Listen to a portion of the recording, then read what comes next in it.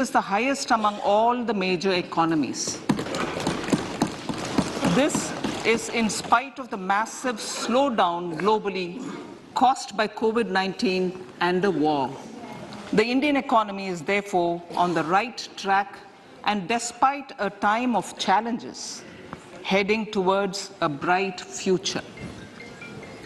Today, as Indians stand with their head held high and the world appreciates India's achievements and successes, we are sure that elders who had fought for India's independence will, with joy, bless us in our endeavors going forward as well.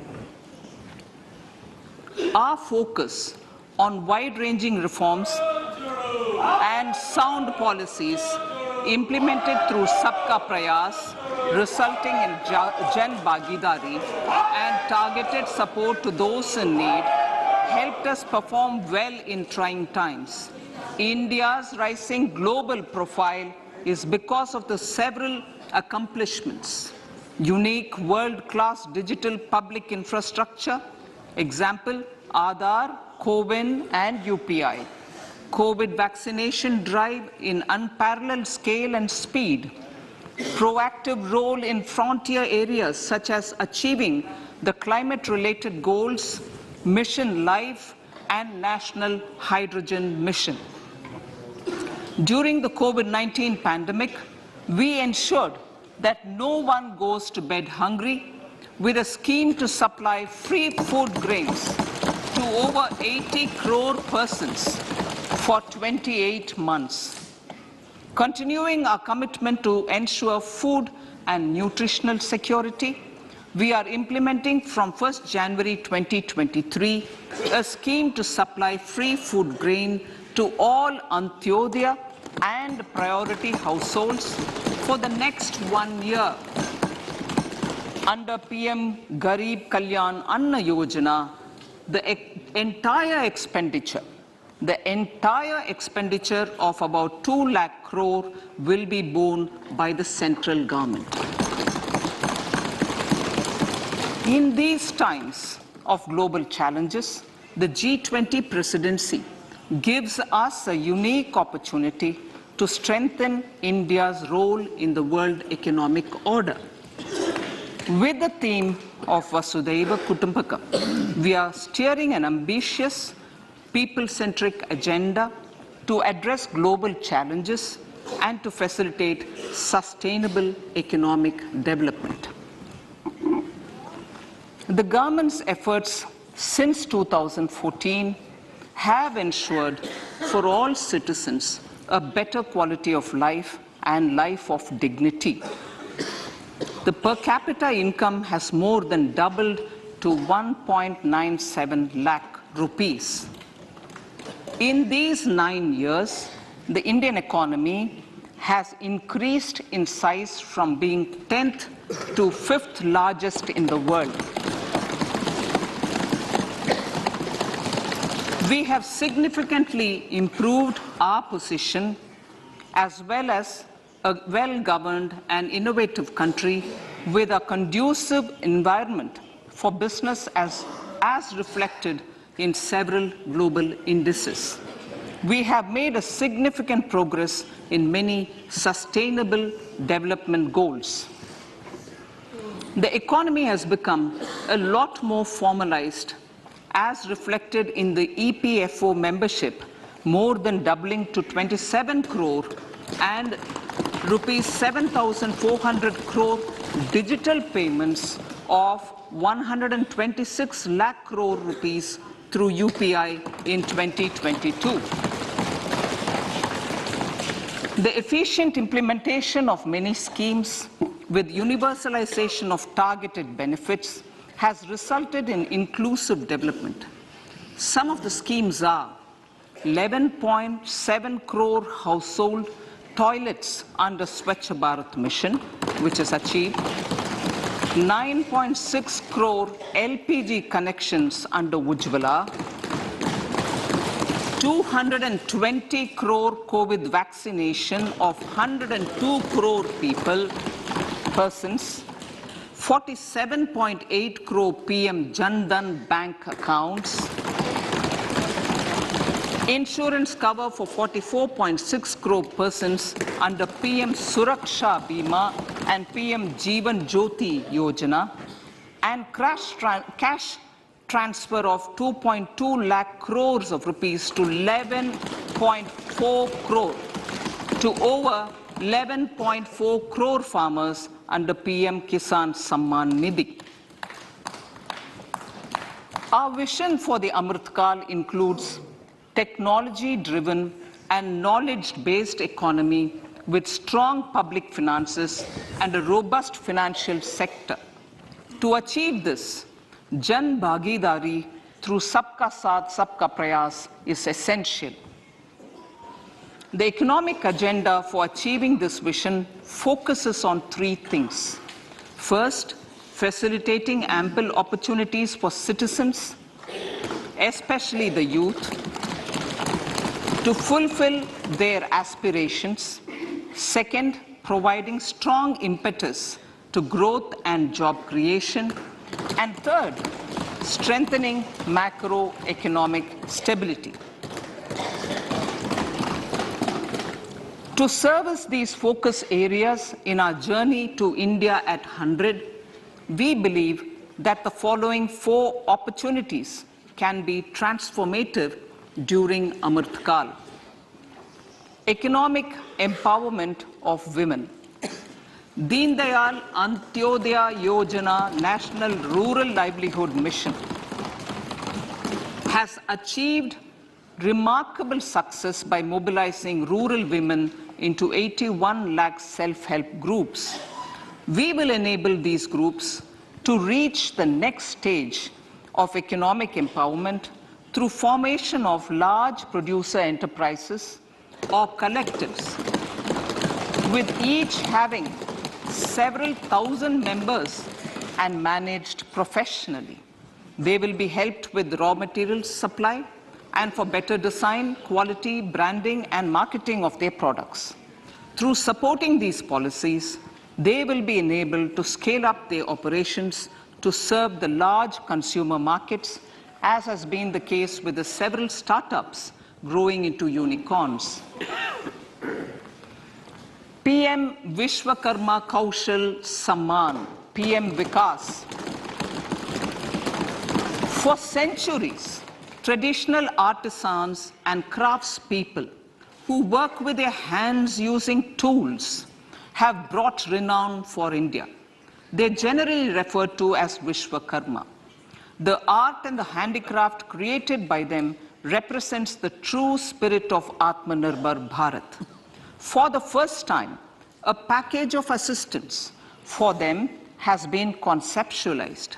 The new scheme will enable them to improve the quality, scale, and reach of their products, integrating them with the MSME value chain. The components of this scheme will include not only financial support, but also access to advanced skill training, knowledge of modern digital techniques, and efficient green technologies, brand promotion, linkage with local and global markets, digital payments, and social security. This will greatly benefit the scheduled castes, scheduled tribes, OBCs, women, and people belonging to the weaker sections. Tourism. The country offers immense attraction for domestic as well as foreign tourists. There is a large potential to be tapped in tourism. The sector holds huge opportunities for jobs and entrepreneurship for youth in particular. Promotion of tourism will be taken up on mission mode with active participation of states, convergence of government programs, and public-private partnerships. Green growth. We are implementing many programs for green fuel, green energy, green farming, green mobility, green buildings, and green equipment, and policies for efficient use of energy across various economic sectors. These green growth efforts help in reducing carbon intensity of the economy and provides for large-scale green job opportunities.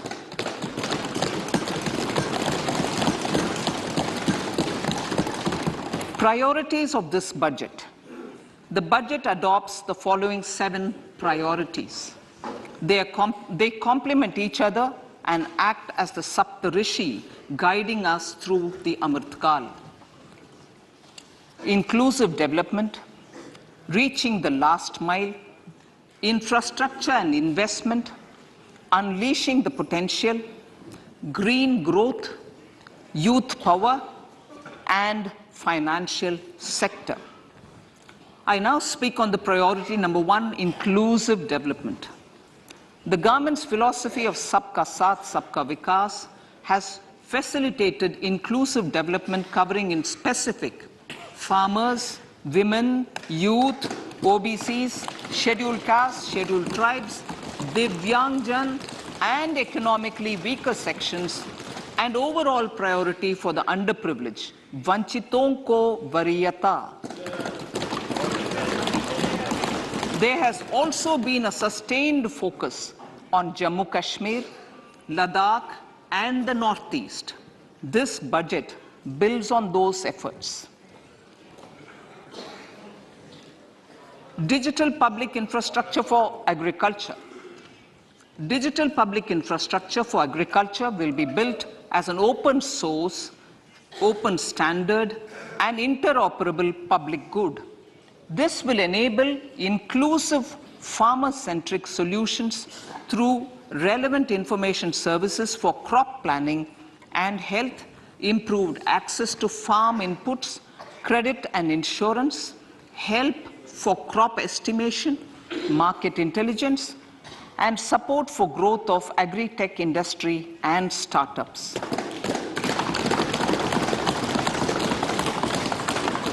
An agriculture accelerator fund. An agriculture accelerator fund will be set up to encourage agri-startups by young entrepreneurs in rural areas. The fund will aim at bringing innovative and affordable solutions for challenges faced by farmers.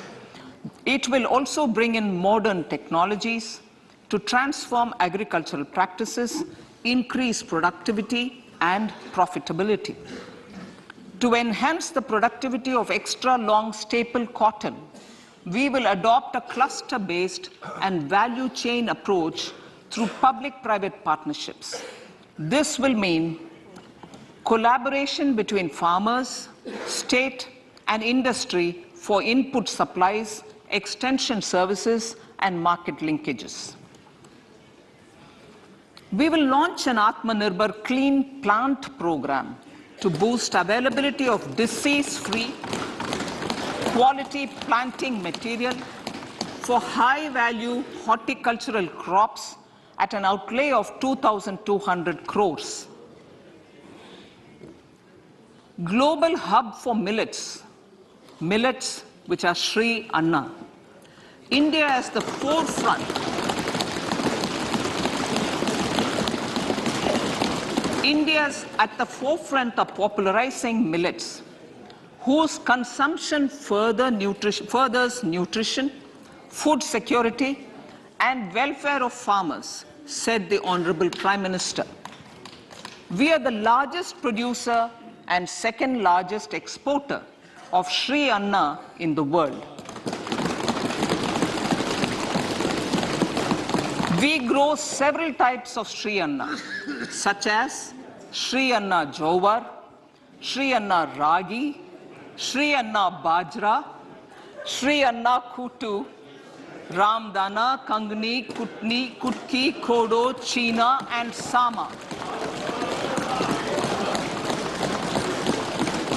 These have a number of health benefits and have been an integral part of our food for centuries. I acknowledge with pride the huge service done by small farmers in contributing to the health of fellow citizens by growing these Sri Anna. Now, to make India a global hub for Sri Anna, The Indian Institute of Millet Research, ideally Indian Institute of the Sri Anna Research, Hyderabad, will be supported as the center of excellence for sharing best practices, research and technologies at the international level. The agricultural credit target will be increased to 20 lakh crores with focus on animal husbandry, dairy and fisheries. We will launch a new sub-scheme of PM Matsya Sampada Yojana, which is an existing scheme, but we'll launch a new sub-scheme with targeted investment of 6,000 crores to further enable activities of fishermen, fish vendors, and micro and small entrepreneurs, improve value chain efficiencies, and expand the market. For farmers, especially small and marginal farmers and other marginalized sections, the government is promoting cooperative-based economic development model. A new Ministry of Cooperation was formed with a mandate to realize the vision of Sahakar Se Samriddhi. To realize this vision, the government has already initiated computerization of 63,000 primary agricultural credit societies with an investment of 2,560 crores, 2,516 crores. In consultation with all the stakeholders and the states, model bylaws for PACS were formulated, enabling them to become multi-purpose PACS. A national cooperative database is being prepared for countrywide mapping of cooperative societies. With this backdrop, we will implement a plan to set up massive decentralized storage capacity.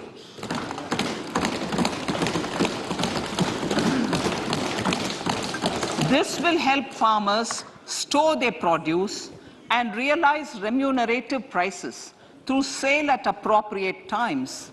The government will also facilitate setting up of a large number of multi-purpose cooperative societies, primary fishery societies, and dairy cooperative societies in uncovered panchayat and villages in the next 5 years.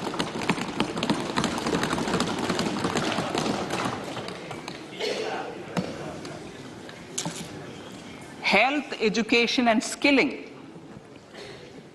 157 new nursing colleges will be established in co-location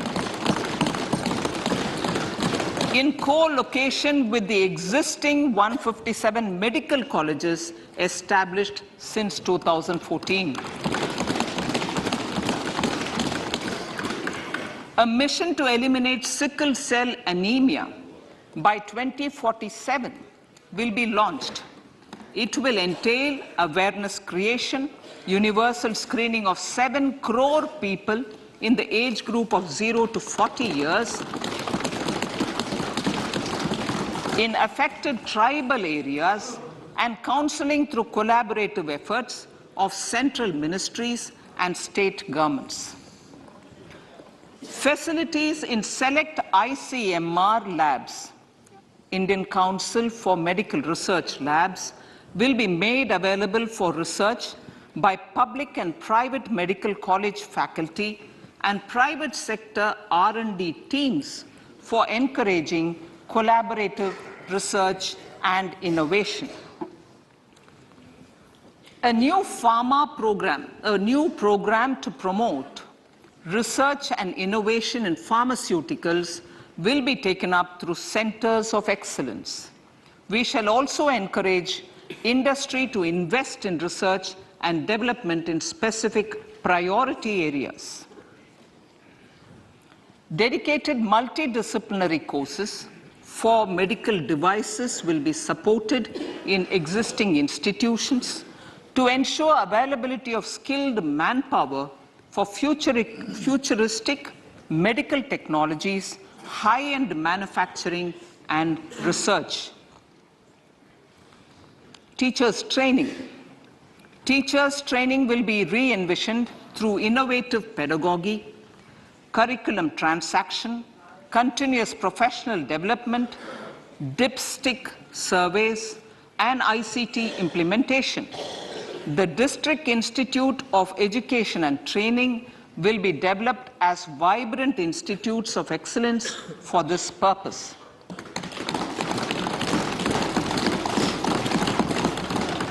National Digital Library for Children and Adolescents. A National Digital Library for Children and Adolescents will be set up for facilitating availability of quality books across geographies, languages, genres, and levels, and device-agnostic accessibility. States will be encouraged to set up physical libraries for them at panchayat and ward levels and provide infrastructure for accessing the national digital library resources.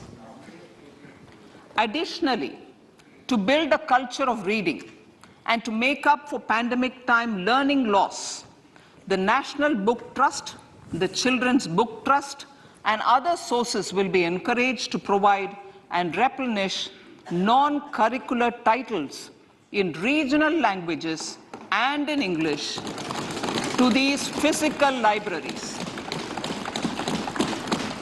Collaboration with NGOs that work in literacy will also be a part of this initiative to inculcate financial literacy.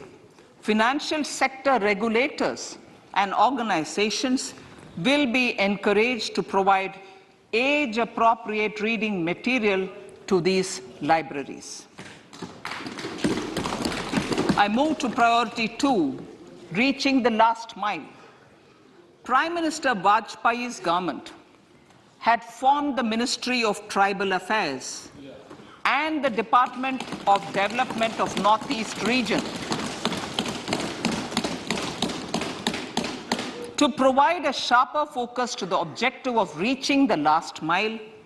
Our government has formed the Ministries of Ayush, Fisheries, Animal Husbandry and Dairying, Skill Development, Jal Shakti and Cooperation. Building on the success of the Aspirational Districts program, the government has recently launched the Aspirational Blocks program, covering 500 blocks for saturation of essential government services across multiple domains such as health, nutrition, education, agriculture, water resources, financial inclusion, skill development, and basic infrastructure. Manya Speaker, sir, Pradhan Mantri PBTG, which is Primitive Vulnerable Tribal Groups Development Mission, is being launched.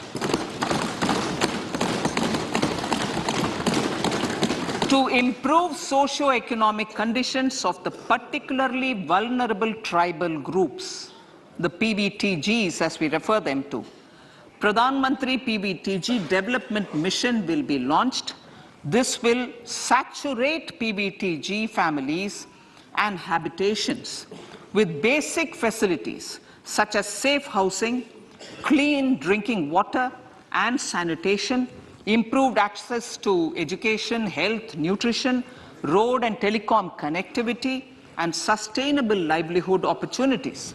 An amount of 15,000 crores will be made available to implement the mission in the next 3 years under the Development Action Plan for the Scheduled Tribes. Ekalavya Model Residential Schools. In the next 3 years, Center will recruit 38,800 teachers and support staff for the 740 Ekalavya Model Residential Schools, which is serving 3.5 lakh tribal students.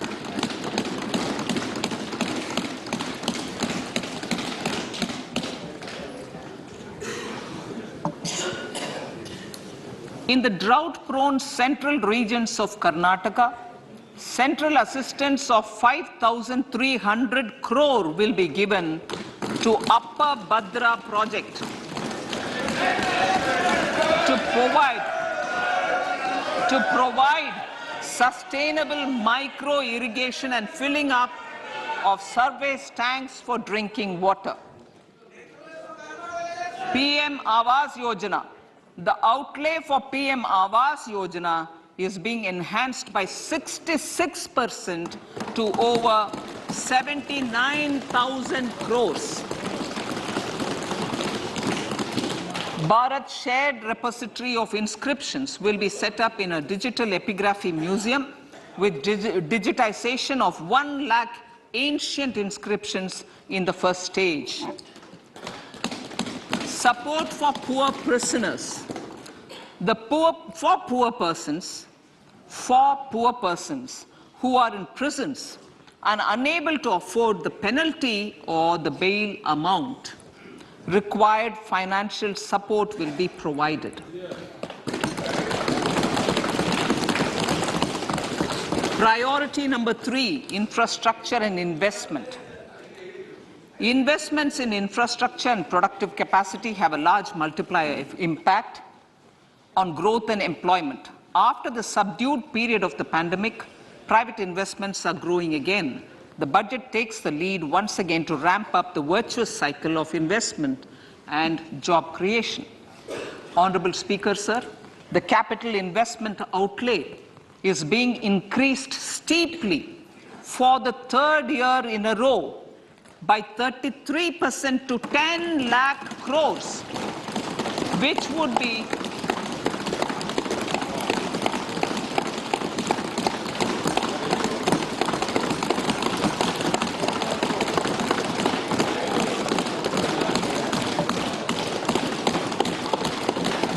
which would be 3.3% of GDP. This will almost be 3 times the outlay made in 2019-20.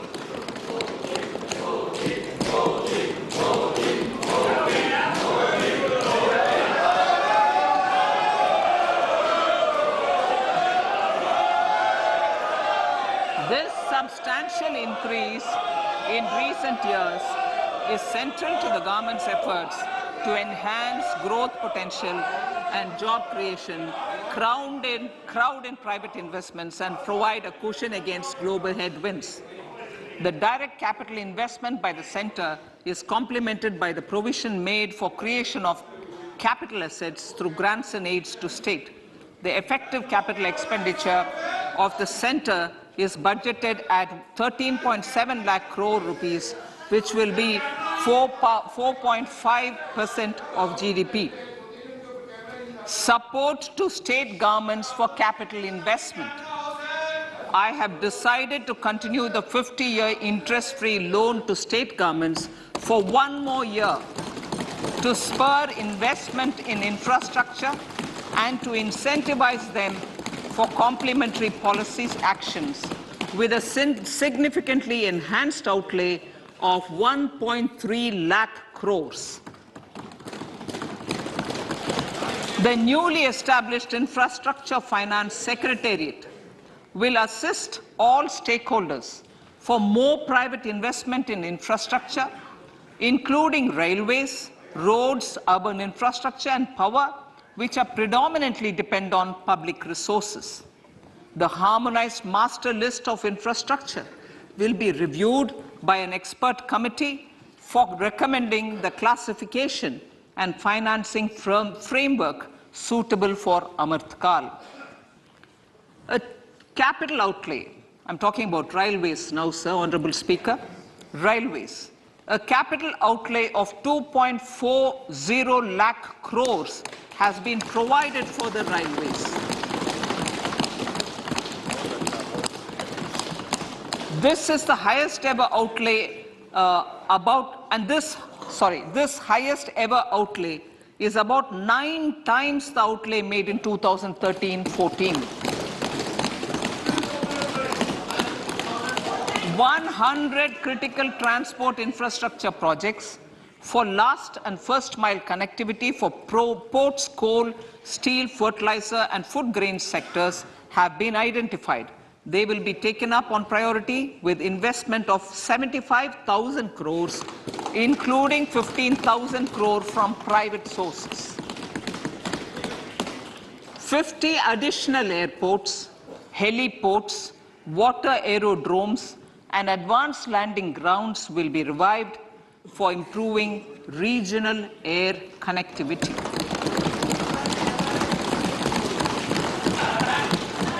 Sustainable cities for tomorrow.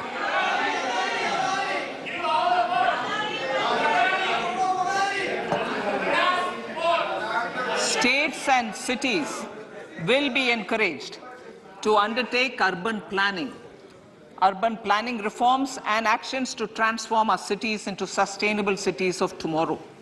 This means efficient use of land resources, adequate resources for urban infrastructure, transit-oriented development, enhanced availability and affordability of urban land and opportunities for all.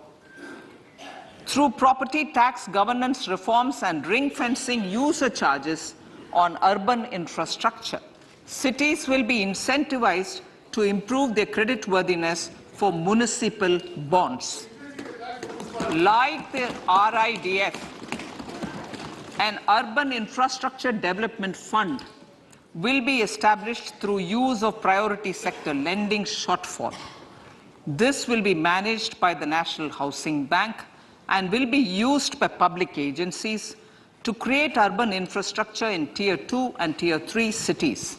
States will be encouraged to leverage resources from the grants of the 15th Finance Commission as well as existing schemes to adopt appropriate user charges while accessing the UIDF. We expect to make available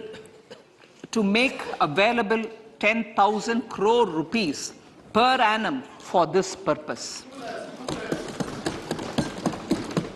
All cities and towns will be enabled for 100% mechanical desludging of septic tanks and sewers to transition from manhole to machine hole mode.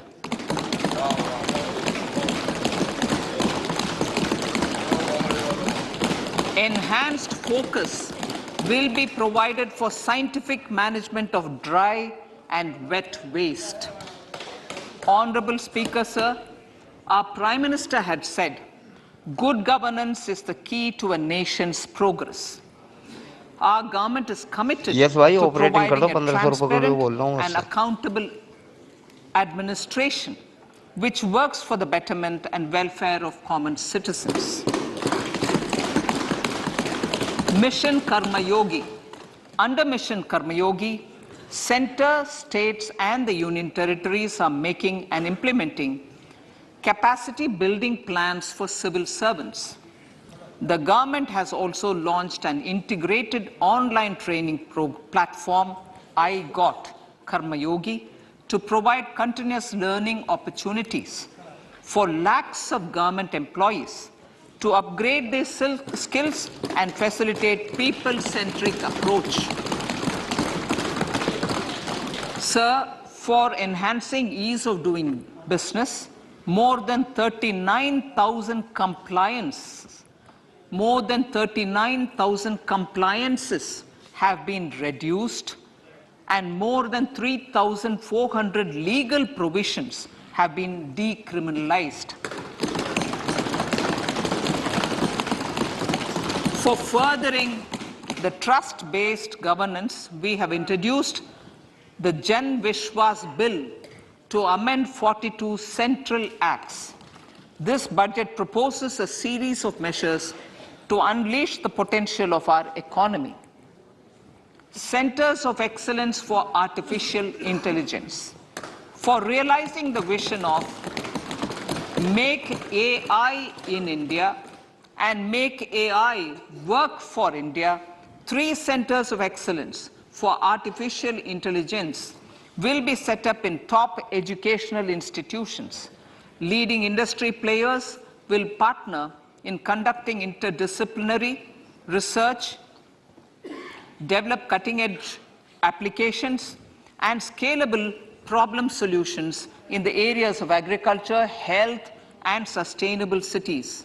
This will galvanize an effective AI ecosystem and nurture quality human resources in the field. National Data Governance Policy.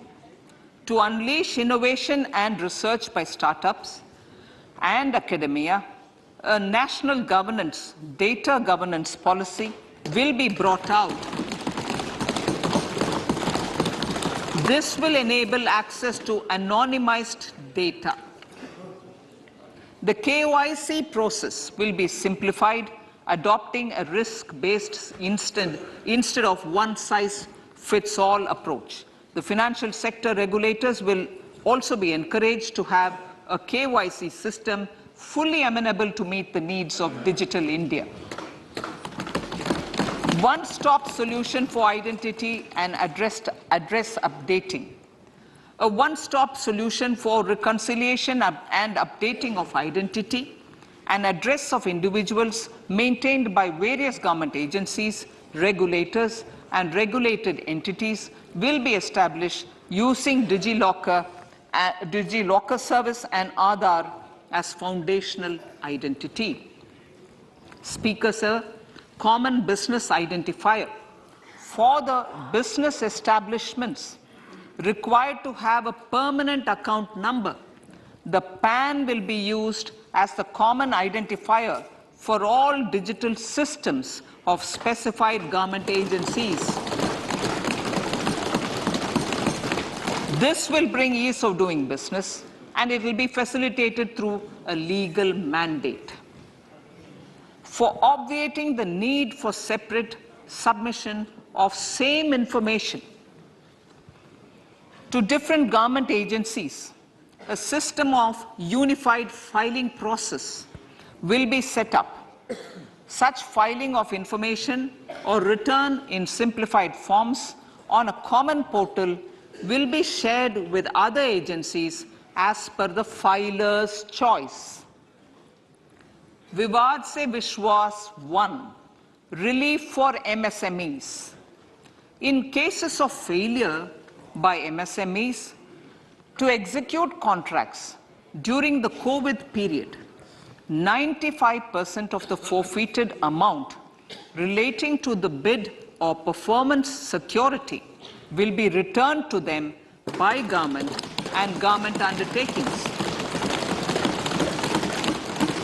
This will provide relief to the MSMEs. Vivad Se Vishwas 2. Settling contractual disputes.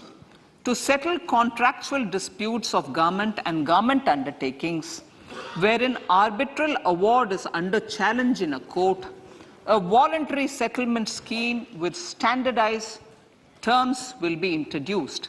This will be done by offering graded settlement terms depending on pendency level of the dispute. The state support mission of Niti Aayog will be continued for 3 years for our collective efforts towards national priorities. Result-based financing. To better allocate scarce resources for competing development needs, the financing of select schemes will be changed on a pilot basis from input-based to result-based. E-courts. For efficient administration of justice, Phase 3 of the e-courts project will be launched with an outlay of 7,000 crores. Fintech services in India have been facilitated by our digital public infrastructure, including Aadhaar, PM Jan Dhan Yojana, Video, KYC, India Stack, and UPI. To enable more fintech innovative services, the scope of documents available in DigiLocker for individuals will be expanded. An entity DigiLocker will be set up for the use by MSMEs, large businesses, and also charitable trusts. This will be towards storing and sharing documents online securely whenever needed with various authorities, regulators, banks, and other business entities. 5G services. 100 labs for developing applications using 5G services will be set up in engineering institutions.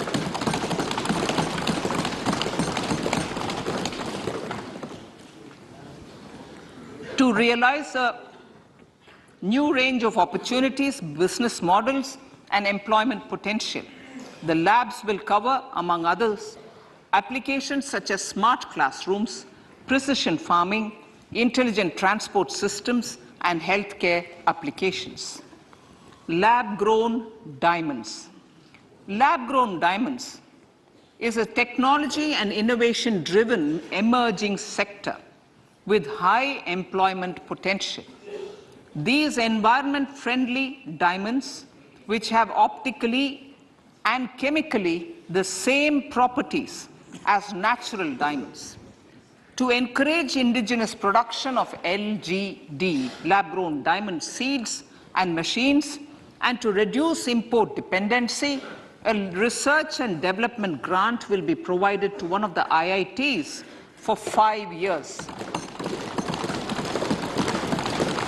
To reduce the cost of production, a proposal to review the custom duty on LGD seeds will be indicated in Part B of the speech.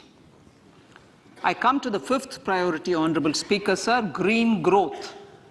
Honorable Prime Minister has given a vision for life or lifestyle for environment to spur a movement of environmentally conscious lifestyle. India is moving forward firmly for the Panchamrit, the net zero carbon emission by 2070 to usher in green industrial and economic transition. This budget builds on our focus on green growth.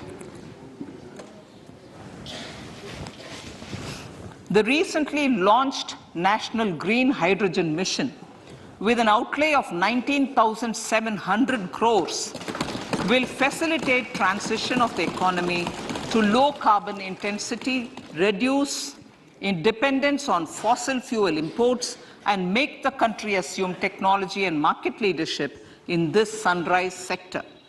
Our target is to reach an annual production of 5 MMT by 2030. Energy transition.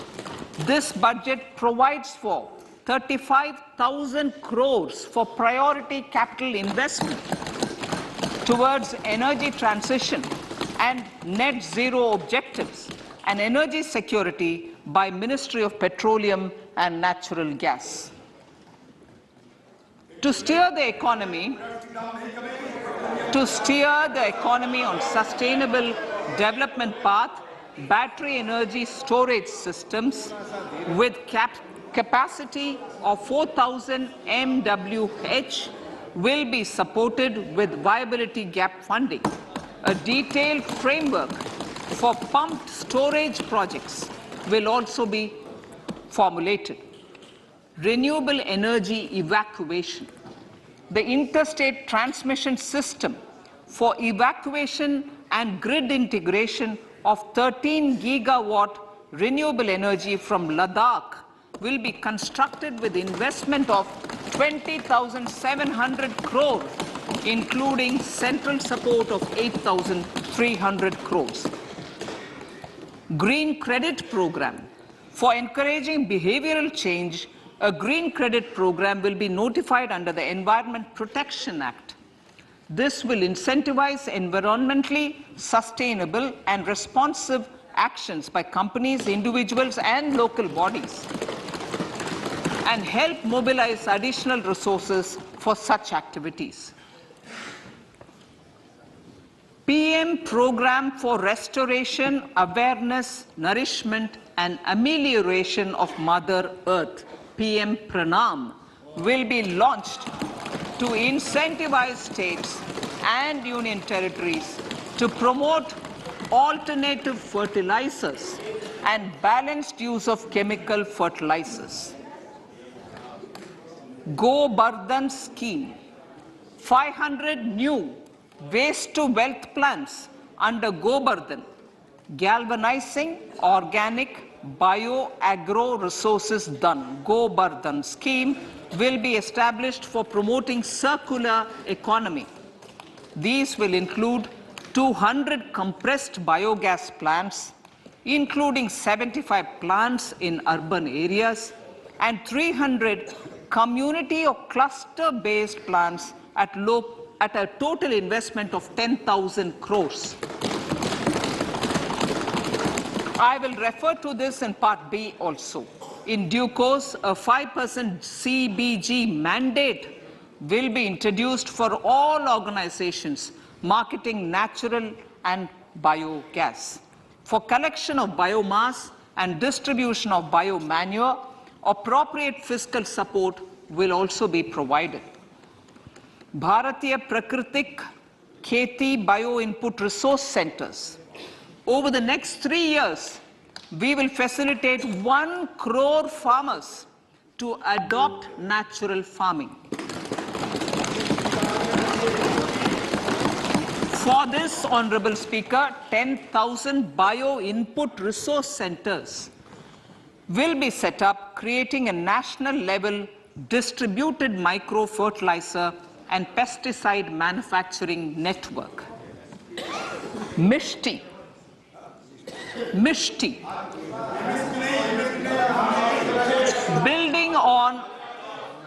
Building on India's success in afforestation, mangrove initiative for shoreline habitats and tangible incomes, Mishti, will be taken up for mangrove plantation along the coastline and on salt pan lands wherever feasible through convergence between Manrega, Campa, Fund and other sources.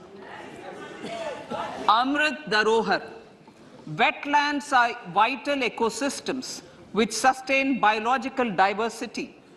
In his latest Mann Ki Baat, the Prime Minister said, now, I quote, now the total number of Ramsar sites in our country has increased to 75, whereas before 2014, there were only 26, unquote. Local communities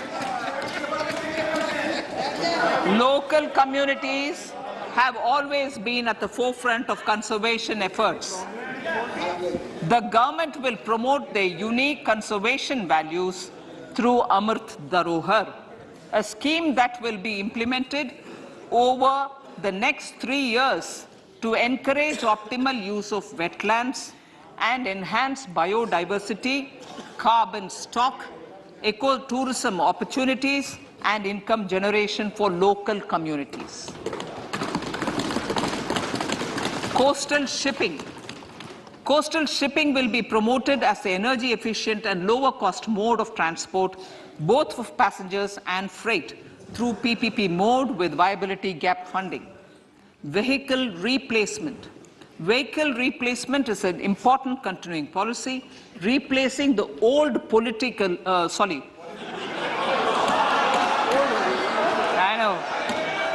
replacing,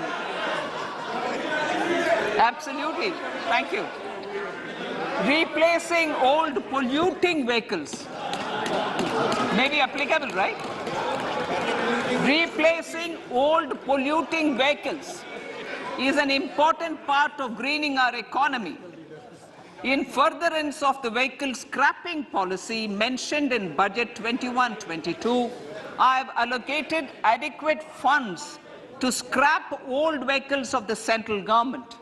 States will also be supported in replacing old vehicles and old state ambulances. Honorable Speaker, sir, I move to priority 6, youth power.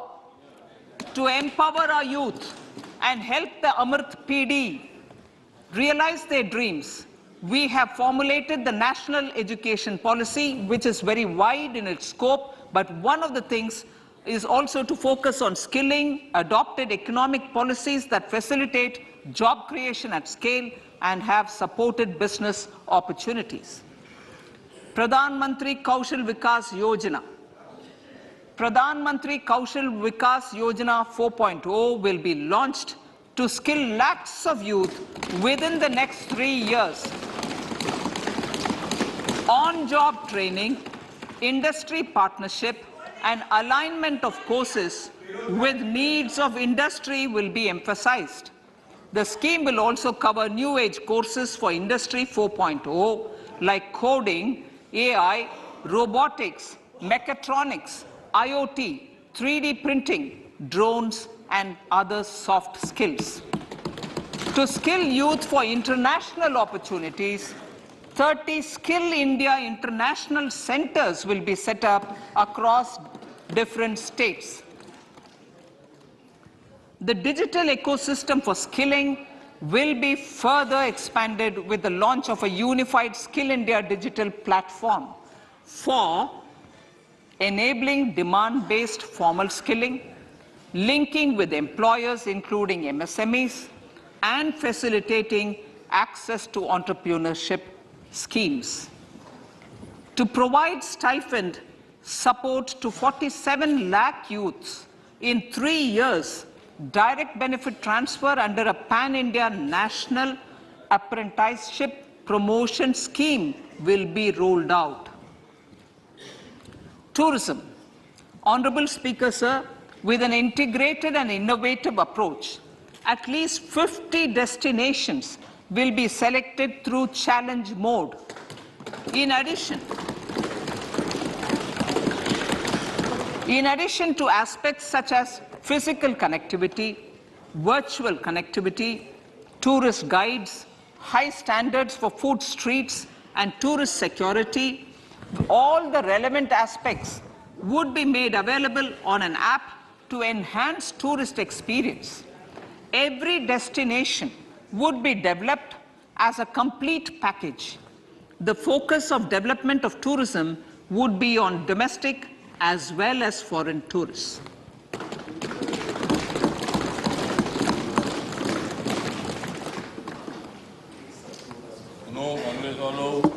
Sector-specific skilling and entrepreneurship development will be dovetailed to achieve the objectives of Dekho Apna Desh initiative.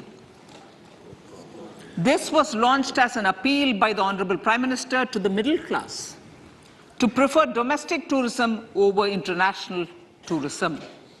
The integrated development of theme-based tourist circuits, the Swadesh Darshan scheme, was also launched.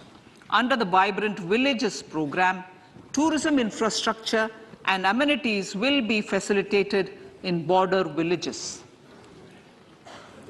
Unity Mall.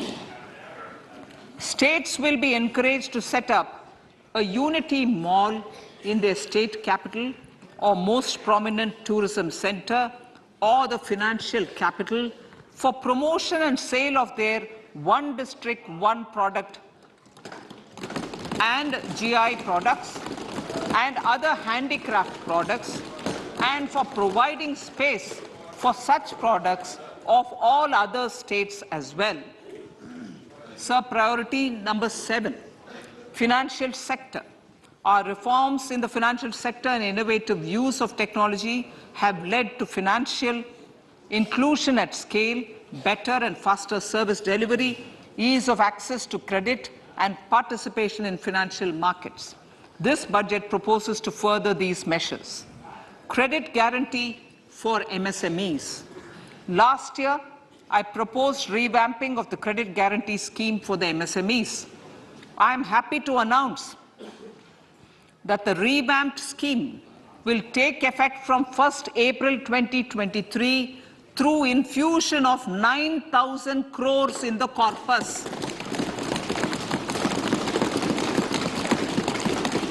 This will enable additional collateral-free guaranteed credit of 2 lakh crores of rupees Further, the cost of credit will be reduced by about 1%. A national financial information registry will be set up to serve as a central repository of financial and ancillary information. This will facilitate efficient flow of credit, promote financial inclusion, and foster financial stability. A new legislative framework will govern this credit public infrastructure and will be designed in consultation with the RBI. To meet the needs of Amrit Kal and to facilitate optimum regulation in the financial sector, public consultation, as necessary and feasible, will be brought to the process of regulation making and issuing subsidiary directions.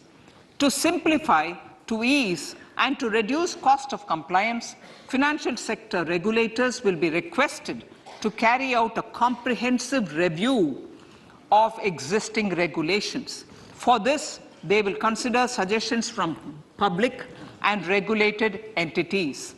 Time limits to decide the application under various regulations will also be laid down. Honorable Speaker, sir, to enhance business activities in GIFT IFSC, the following measures will be taken. Delegating powers under the SEZ Act to the IFSCA to avoid dual regulation. Setting up a single window IT system for registration and approval of IFSCA, SEZ authorities, GSTN, RBI, SEBI, and IRDAI. Permitting acquisition financing by IFSC banking units of foreign banks. Establishing a subsidiary of Exim Bank for trade refinancing. Amending IFSCA Act for statutory provisions for arbitration, ancillary services, and avoiding dual regulation under the SEZ Act, and recognizing offshore derivative instruments as valid contracts. Honorable Speaker, sir, data embassy. For countries looking for digital continuity solutions, we will facilitate setting up of their data embassies in GIFT IFSC.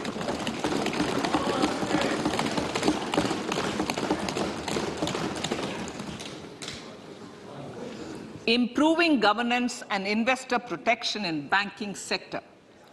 To improve bank governance and enhance investors' protection, certain amendments to the Banking Regulation Act, the Banking Companies Act, and the Reserve Bank of India Act are being proposed. Capacity building in securities market.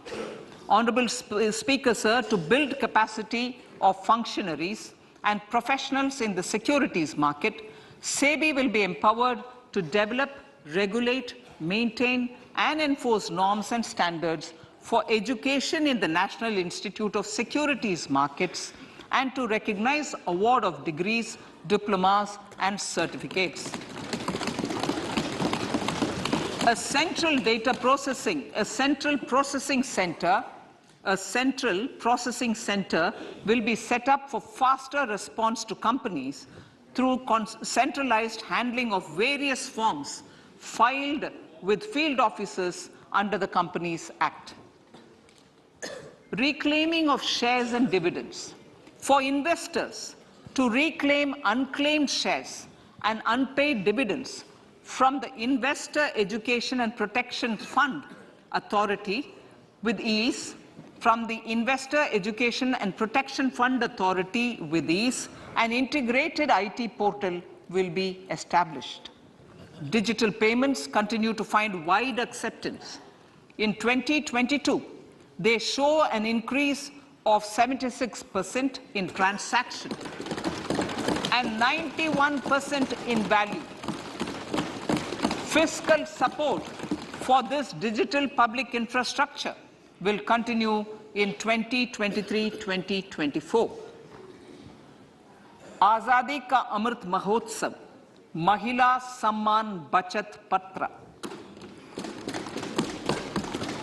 For commemorating Azadi Ka Amrit Mahotsav, a one-time new small savings scheme, Mahila Samman Savings Patra or Savings Certificate, Mahila Samman Savings Certificate will be made available for a 2-year period up to March 2025. This will offer deposit facility up to 2 lakh in the name of a woman or girls for a tenure of 2 years at fixed interest rate of 7.5% with partial withdrawal option. Senior citizens. The maximum deposit limit for senior citizens savings scheme will be enhanced from 15 lakh to 30 lakhs of rupees. The maximum deposit limit for monthly income account scheme will be enhanced from 4.5 lakh to 9 lakh for single account and from 9 lakh to 15 lakh for joint account. Honorable Speaker, sir, fiscal management. 50 years interest-free loan to states. The entire 50-year loan to states has to be spent on capital expenditure within 2023-24. Most of this will be at the discretion of the states, but a part will be conditional on states increasing their actual capital expenditure. Parts of the outlay will also be linked to or allocated for the following purposes: scrapping old government vehicles, urban planning reforms and actions, financing reforms in urban local bodies to make them credit-worthy for municipal bonds, housing for police personnel above or as part of the police station, constructing unity malls, children and adolescent libraries and digital infrastructure, and state share of capital expenditure of central schemes. Honorable Speaker, sir, fiscal deficit of states. States will be allowed a fiscal deficit of 3.5% of GSDP, of which 0.5% will be tied to power sector reforms. Revised estimates 2022 to 2023. The revised estimate, Honorable Speaker, sir, of the total receipts other than borrowing is 24.3 lakh crores, of which the net tax receipts are 20.9 lakh crores. The revised estimate of the total expenditure is 41.9 lakh crores of rupees, of which the capital expenditure is about 7.3 lakh crores. The revised estimate of the fiscal deficit is 6.4% of GDP, adhering to the budget estimate. So budget estimates of 2023-24. Coming to 2023-24, the total receipts other than borrowings and the total expenditure are estimated at 27.2 lakh crores and 45 lakh crores respectively. The net tax receipts are estimated at 23.3 lakh crores. The fiscal deficit is estimated to be 5.9% of the GDP.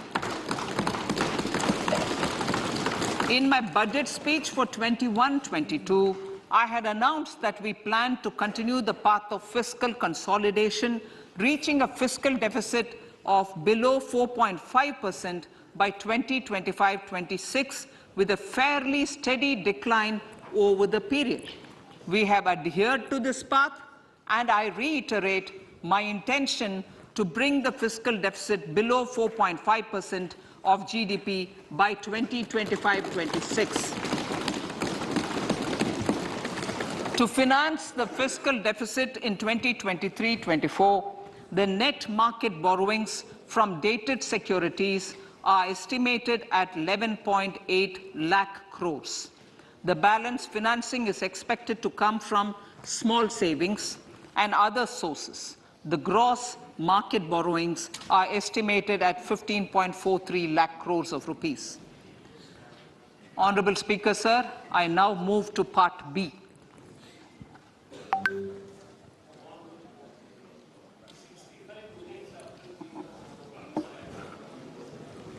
Indirect taxes. My indirect tax proposals will aim to promote exports, boost domestic manufacturing, enhance domestic value addition, encourage green energy and mobility. A simplified tax structure with fewer tax rates helps in reducing compliance burden and improving tax administration.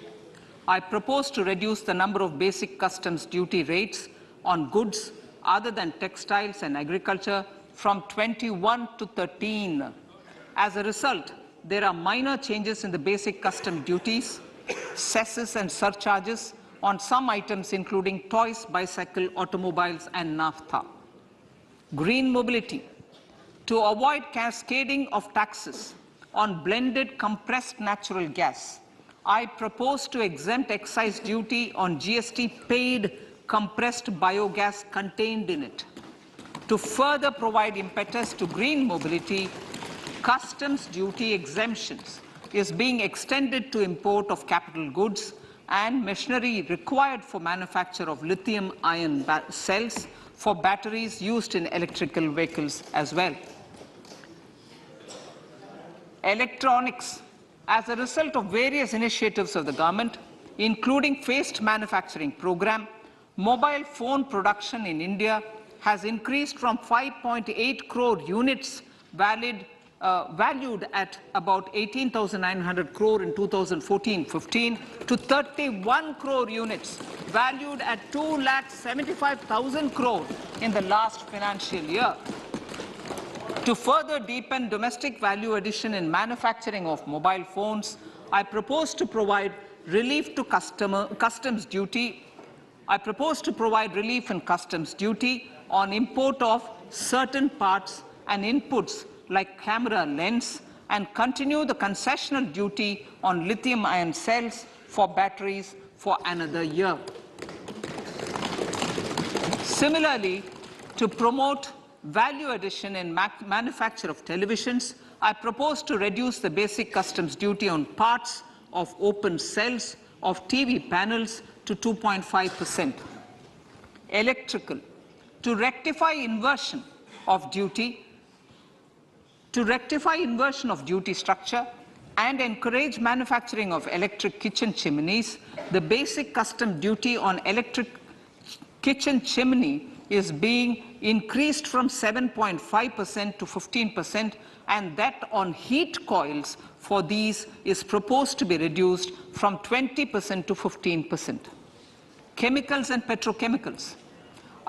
Denatured ethyl alcohol is used in chemical industry. I propose to exempt basic customs duty on it. This will also support the ethanol blending program and facilitate an endeavor for energy transition. Basic customs duty is also being reduced on acid-grade fluorospar from 5% to 2.5% to make the domestic fluorochemicals industry competitive. Further, the basic customs duty on crude glycerin for use in manufacture of epichlorohydrin is proposed to be reduced from 7.5% to 2.5%.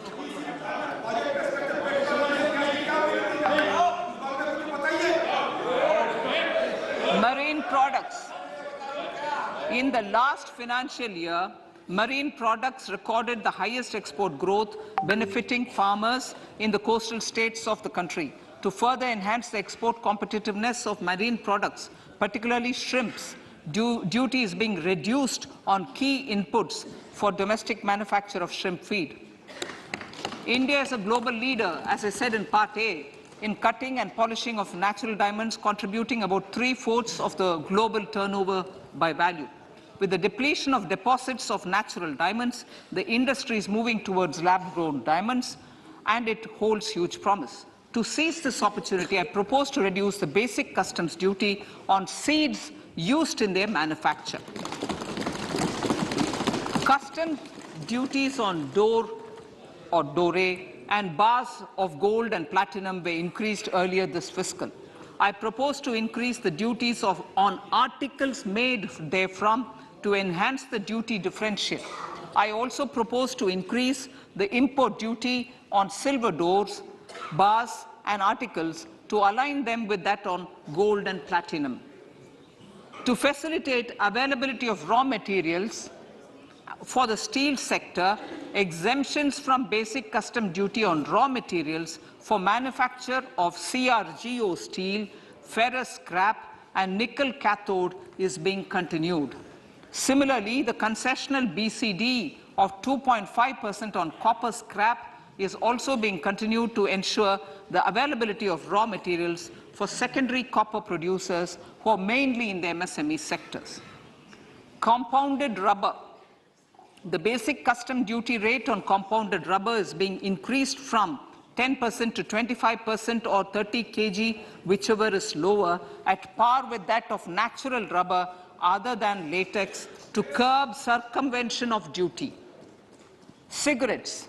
National calamity contingent duty on specified cigarettes was last revised 3 years ago. This is proposed to be revised upwards by about 16%. Direct taxes.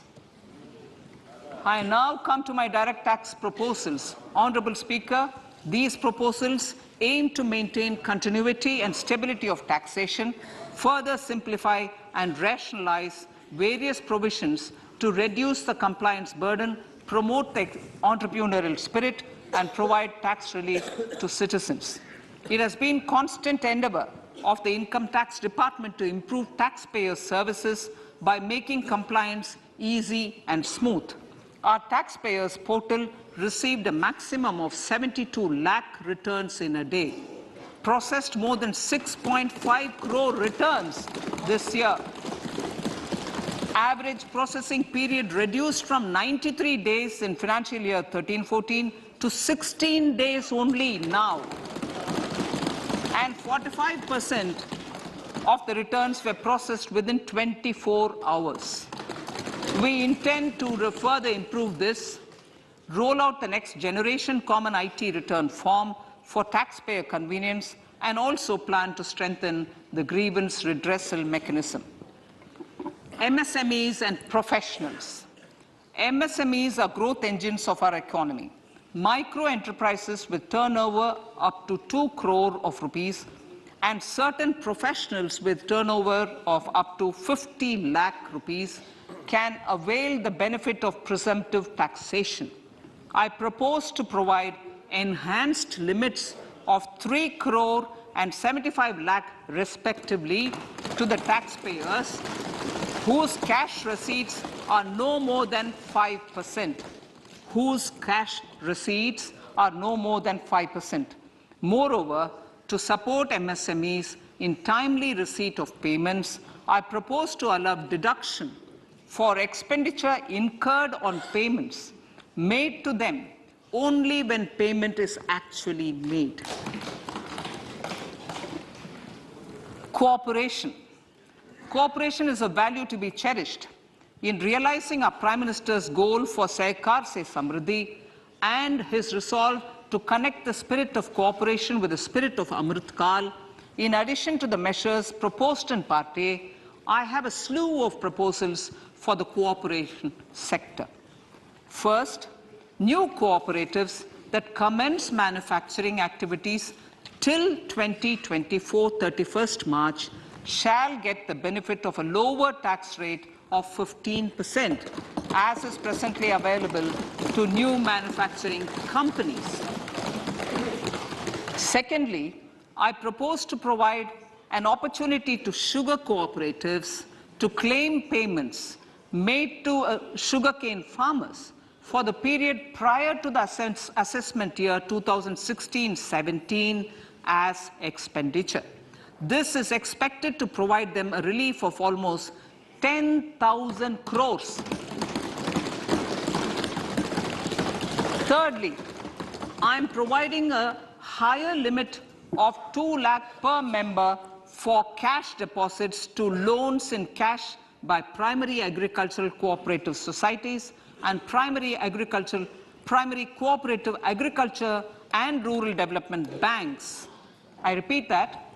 Thirdly, I am providing a higher limit of 2 lakh per member for cash deposits to and loans in cash by primary agricultural cooperative societies and primary cooperative agricultural and rural development banks. Similarly, a higher limit of 3 crore for TDS on cash withdrawal is being provided to cooperative societies. Startups.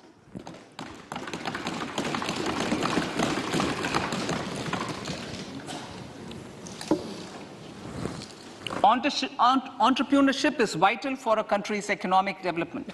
We have taken a number of measures for startups and they have borne results. India is now the 3rd largest ecosystem for startups globally and ranks 2nd in innovation quality among middle-income countries.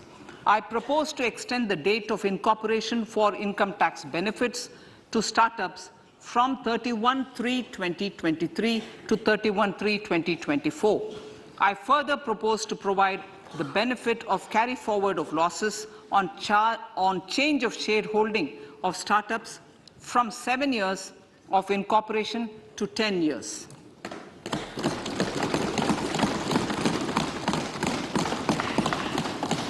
To reduce the pendency of appeals at commissioner level, I propose to deploy about 100 joint commissioners for disposal of small appeals. We shall also be more selective in taking up cases for scrutiny of returns already received this year. Better targeting of tax concessions. For better targeting of tax concessions and exemptions, I propose to cap deduction from capital gains on investment in residential house under Section 54 and Section 54F to 10 crores. Another proposal with similar intent is to limit income tax exemption from proceeds of insurance policies with very high value. Rationalization. Honourable Speaker, sir, there are a number of proposals relating to rationalization and simplification. Income of authorities, boards, and commissions set up by statutes of union or state for the purpose of housing, development of cities, towns, and villages, and regulating and developing an activity or matter is proposed to be exempted from income tax. Other major measures in this direction are removing the minimum threshold of 10,000 for TDS and clarifying taxability relating to online gaming, not treating conversion of gold into electronic gold receipts and vice versa as capital gains, reducing the TDS rate from 30% to 20% on taxable portion of EPF withdrawals in non-PAN cases, and taxation on income for market-linked debentures. Other major proposals in the finance bill relate to the following: extension of period of tax benefits to funds relocating to IFSC, GIFT City till 31/3/2025, decriminalization under Section 276A of the Income Tax Act, allowing carry forward of losses on strategic disinvestment, including that of IDBI Bank, and providing EEE status to Agniveer Fund. Personal income tax.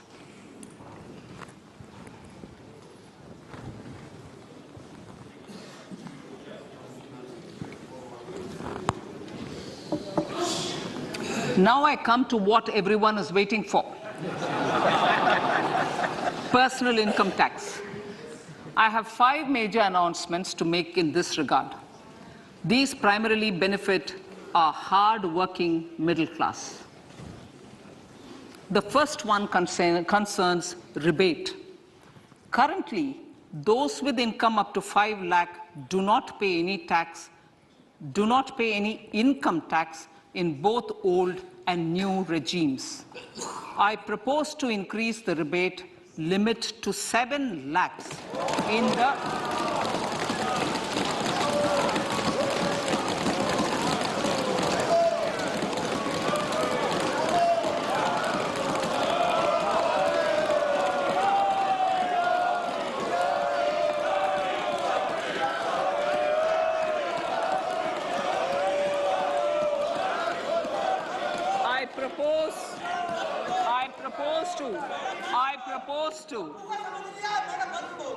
propose to increase the rebate limit to 7 lakh in the new tax regime. Thus, persons in the new tax regime with income up to 7 lakhs will not have to pay any tax at all. The second proposal relates to middle-class individuals. I had introduced in the year 2020 the new personal income tax regime with 6 income slabs starting from 2.5 lakh. I propose to change the tax structure in this regime by reducing the number of slabs to 5 and increasing the tax exemption limit to 3 lakhs. The new tax rates are 0 to 3 lakh, nil. 3 to 6 lakhs, 5%. 6 to 9 lakhs, 10%. 9 to 12 lakh, 15%. 12 to 15 lakhs, 20%. And above 15 lakhs, 30%. This will provide major relief to all taxpayers in the new regime. An individual with an annual income of 9 lakhs will be required to pay only 45,000 rupees. This is only 5% of his or her income. It is a reduction of 25% on what he or she is required to pay now. That is 60,000. So in the place of 60,000, it is now only 45,000. Similarly, an individual with an income of 15 lakh rupees would be required to pay only 1.5 lakh or 10% of his income or her income, a reduction of 20% from the existing liability of 1,87,500 rupees. My third proposal is for the salaried class and the pensioners, including family pensioners, for whom I propose to extend the benefit of standard deduction to the new tax regime. Each salaried person with an income of 15.5 lakh rupees or more will thus stand to benefit by 52,500 rupees. My fourth announcement in personal income tax is regarding the highest tax rate, which in our country is 42.74%. This is among the highest in the world. I propose to reduce the highest surcharge. Rate from 37% to 25% in the new tax regime.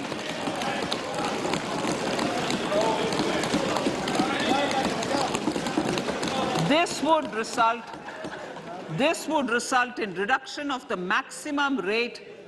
This would result in the reduction of the maximum tax rate to 39%. Lastly, the limit of 3 lakh rupees for tax exemption on leave encashment on retirement of non-government salaried employees was last fixed in the year 2002, when the highest basic pay in the government was only 30,000 rupees per month. In line with the increase in the government salaries, I am proposing to increase this limit to 25 lakh rupees.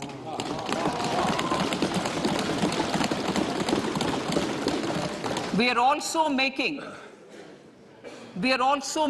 the new income tax regime as the default tax regime. However, citizens will continue to have the option to avail the benefit of the old tax regime. Apart from these, I am also making some other changes as given in the annexure. As a result of these proposals, revenue of about 38,000 crore to 37,000 crore in direct taxes and rupees 1,000 crore in indirect taxes will be foregone, while revenue of about 3,000 crore will be additionally mobilized. Thus, the total revenue foregone is about 35,000 crores annually. Honorable Speaker, sir, with these words, I commend the budget to this August House.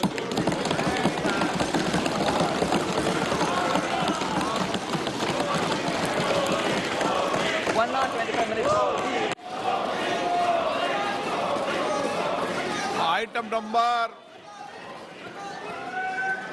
1।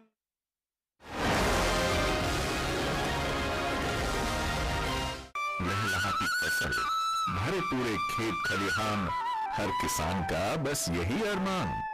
लेकिन कभी बारिश, कभी बिजली, कभी ओला, कभी सूखा।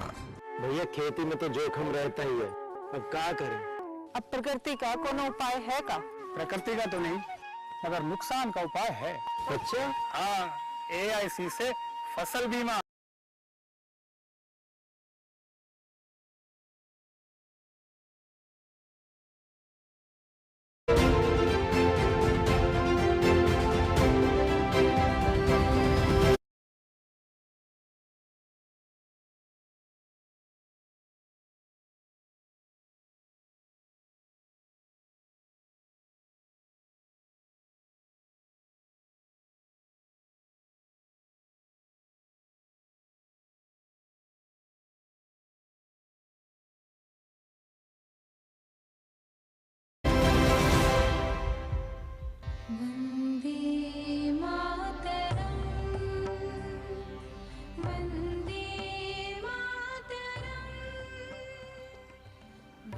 वंदे मातरम। गणतंत्र दिवस की अनेक बधाई और शुभकामनाएं। हमारे प्यारे भारत की पुण्य भूमि पर एक नई सुबह, नए संदेश को लेकर आई ये सुबह, जब भारत मना रहा है अपना 74वां गणतंत्र दिवस। अनगिनत देशभक्तों और देश प्रेमियों ने इस देश को संवारने में अपना योगदान दिया, कष्ट सहे, बलिदान दिए, देश की माटी को अपने माथे का गौरव बनाकर उसके लिए सर्वस्व निछावर करने को तत्पर रहे हैं। इन्हीं प्रयासों से हम आजाद हुए। आजाद होने के बाद हम लोकतांत्रिक गणराज्य बने, जब हमने अपना